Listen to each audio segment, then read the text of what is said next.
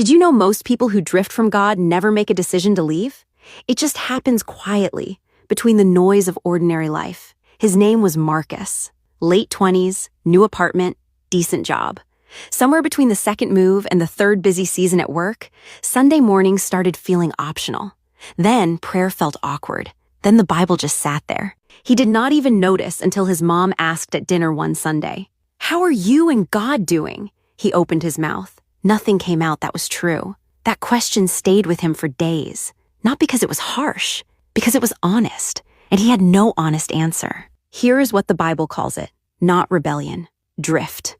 The writer of Hebrews warns us to pay close attention so that we do not drift away from what we have heard.